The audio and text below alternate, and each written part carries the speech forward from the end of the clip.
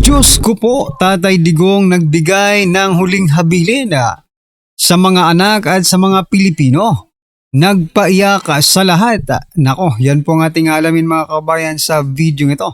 Pero bago po natin to simulan mga kabayan, palike naman po ng video ito. Malaking tulong po yan mga kabayan. Maraming salamat po at eto nga.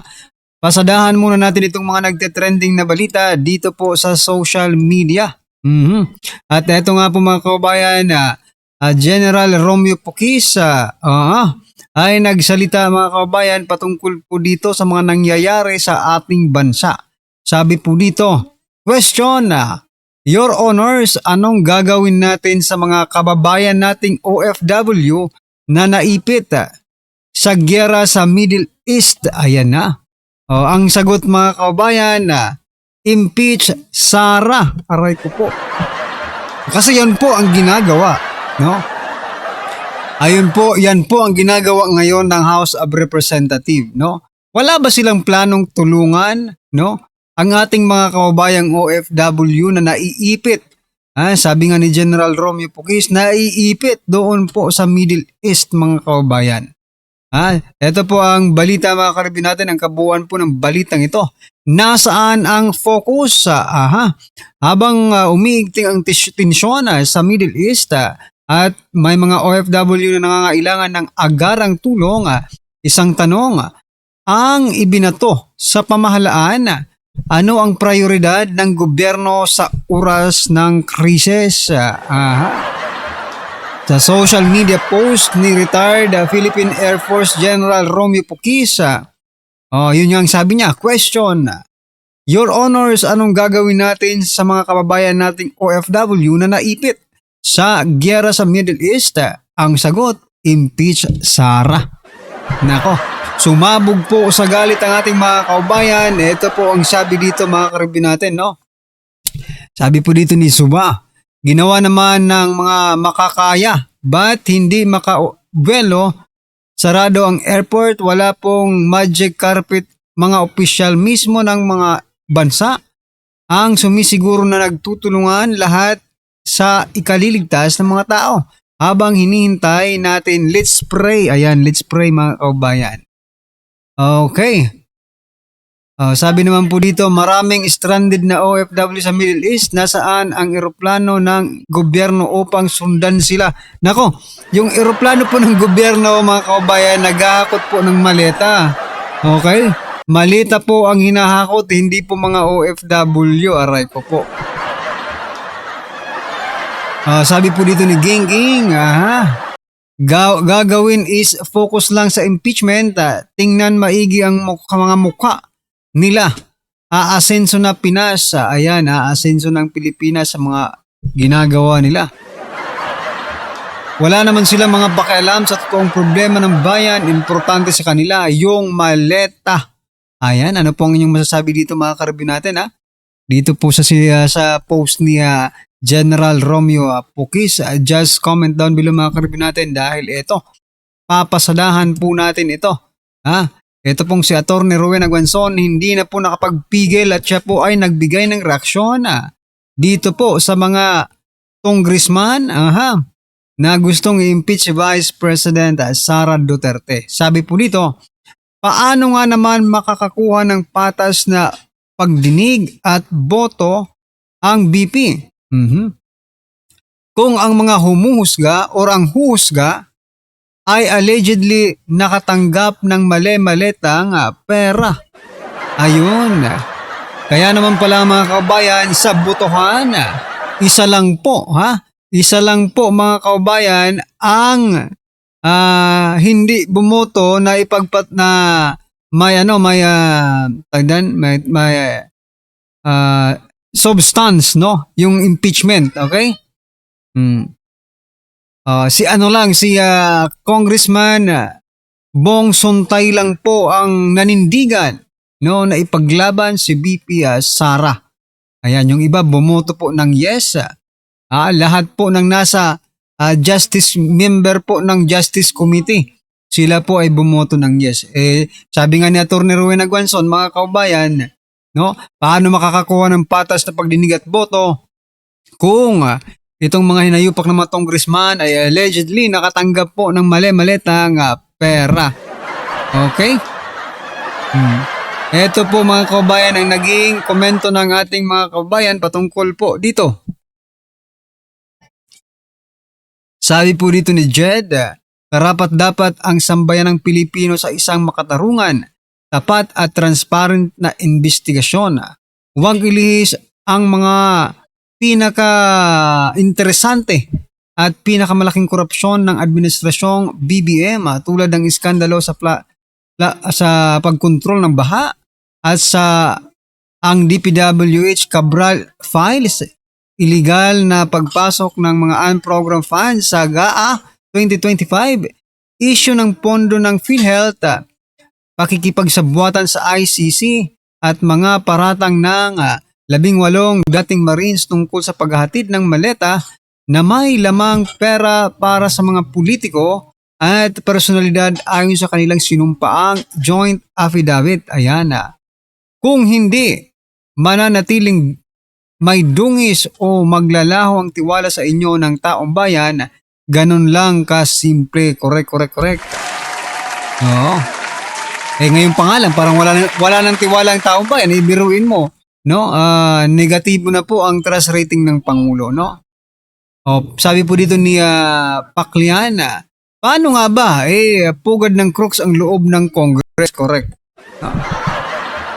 Lahat ng nasa listahan ng maleta deliveries ang dapat ay mag-inhibit muna sa mga pagdinig until matapos ang sinampang kaso sa kanila sa ombudsman at iba pa. For delikadisa, ang ethics ng Kongreso kung may ethics kayo. Ito ang bigyan ng kaukulang pansin. Ako, hindi po yan. Hindi po yan papansinin ng Ethics Committee dyan po sa House of Representatives. Kasi hindi naman po Duterte ang, di ba? Hindi naman po Duterte supporter ang kinasuhan, no? Or may issue. Okay? Kaya tahimik lang po yan sila mga kabayan patungkol dyan. Pero kung Duterte po, Duterte allied, congressman, Duterte allied, kung ano man yan, di ba? Parties, okay? Ay, nako. Mabilis pa sa alas 4, may ethics complaint ka na. Katulad po, at may disciplinary action ka pa. Katulad po sa nangyari, dito po, kay Congressman Kiko Barsaga. At kung hindi ka naman, bibigyan ng ethics complaint, at ikaw ay masususpinde, ikaw naman ay gigipitin katulad naman po, no, ni Congressman Leveste, mga kababayan, no? Nakita po natin 'yan, no? Mga ganap na 'yan sa House of Representatives at ganyan po ang kanilang kalakaran, ang kakapal ng mukha. Sabi po dito ni Jovi, tama po kayo, Attorney Rowena Guanzon. Ayan, pinaka-powerful na depensa, maleta. Pwede gumawa ng maraming maleta. Ayan, gumawa kayo. Eto na. Ano po ang inyong opinion patungkol po dito mga kababayan? Just comment down below. At eto, pasadahan po natin yung video ni Tatay Digong. Eto mga kababayan, pasok. Ito ang nakakagulat. Viral trending ngayon sa mundo ng social media ang di umano'y balitang dating Pangulong Rodrigo Roa Duterte nagbigay na ng kanyang nakakaiyak na mensahe sa sambayan ng Pilipino kung sanay namin ito natanggap na niya ang kanyang kapalaran na maaari siyang mamatay sa loob ng kulungan. Dahil nga dito ay marami sa ating mga kababayan na nagalit dahil ayon sa kanila ay hindi deserve ni dating Pangulong Rodrigo Roa Duterte ang kanyang nararanasan ngayon dahil wala naman siyang ibang ginawa kundi ibigay ang kanyang buong buhay para lamang sa ikabubuti ng bansang Pilipinas. Pero bago ang lahat mga kapinas, kung bago ka pa lamang sa channel namin, ay huwag mong kalimutan mag-subscribe at pakiclick na rin ang notification bell para mas maging updated ka pa lalo sa lahat pa ng bagong videos na i-upload namin. At yun nga mga kapinas, matatandaan kamakailan lamang kung saan ang naglabas na kanyang huling habilin ang dating Pangulong Rodrigo Roa Duterte kung saan ay kanyang kinausap ang kanyang anak na si Vice President Sara Duterte at ayon pa sa kanya ay kung siya daw ay mamamatay ay gusto niyang makremate. Ayon pa kay Vice President Sara Duterte ay lahat naman daw tayo ay mamamatay kaya naman daw dapat lang napag-usapan ang mga ganitong bagay upang sa ganon pag dumating na ang nakatadhanang paglisan natin sa mundong ibabaw ay nakahanda ng lahat at hindi na mamumblema pa ang mga taong maiiwan kung ano man ang gagawin sa iyong katawan. Kaya naman sa ginawang confirmation of charges si dati Paulo Rodrigo Duterte sa ICC ay naiyak ang sabay ng Pilipino nang magbigay ng kanyang closing statement si Atty. Nicholas Kaufman ng Legal Counsel ni dating Pangulo Rodrigo Duterte. Ayon pa sa kanya ay nakausap niya ang dating Pangulo at sinabi nito na tanggap na niya ang kanyang kapalaran na maaari siyang mamatay sa loob ng kulungan. Ang gusto lamang niya ay parating sa amin ng Pilipino ay ginawa lamang niya ang kanyang tungkulin bilang Pangulo ng Republika ng Pilipinas upang may maiwan siyang magandang ligasiya sa mga Pilipino. Ayon pa sa official report nilabas ng ang balita ngayon sa kanilang official Facebook account, I realized I could die in prison. Former Pangulong Rodrigo Duterte sa kanyang closing statement sa confirmation of charges hearing, isinalisay ni Atty. Nicholas Kaufman na naging emotional na umanong reaksyon ni dating Pangulong Rodrigo Duterte matapos ang kanilang pag-uusap kasunod ng pagdinig. Ayon kay Kaufman ni malinaw mensahe ng dating Pangulo, nagawa na niya ang kanyang tungkulin at handa siyang harapin ang anumang kahihinatnan ng proseso. Mr. Kaufman, Nick, I have done my duty and I have left my legacy. Hiling umano niya na maalala siya bilang isang tapat na naglilingkod sa bayan. I was faithful servant to my people and that's how I wish to be remembered.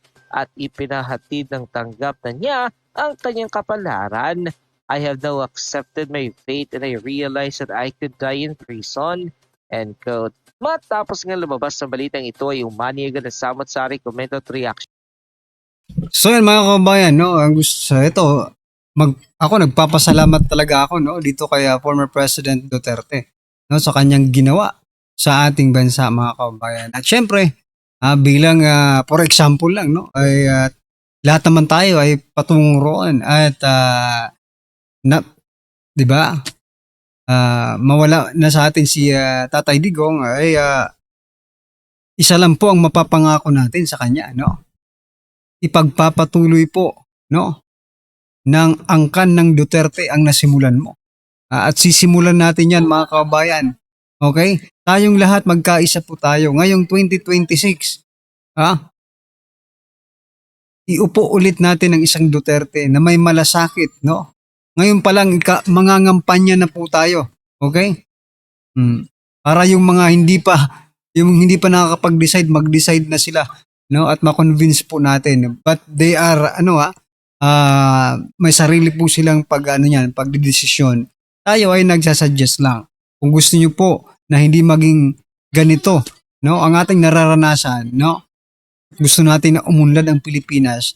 Duterte po ang ating iluklok sa 2028 mga kababayan. Dahil yun po ang tanging solusyon sa mga problema, sa mga problema pong nararanasan natin ngayon. Wala naman. Actually, this administration mga kababayan is not a problem solver, no? They don't even solve a single problem. Yan ay opinion ko lang, no? They are problem maker mga kababayan. Corruption, inflation, lahat na. Diba? Anyway, ano po ang inyong opinion patungkol po dito mga karibin natin? Just comment down below. At syempre, wag pong kalimutang i-like at i-share po ang video ito. Maraming salamat po.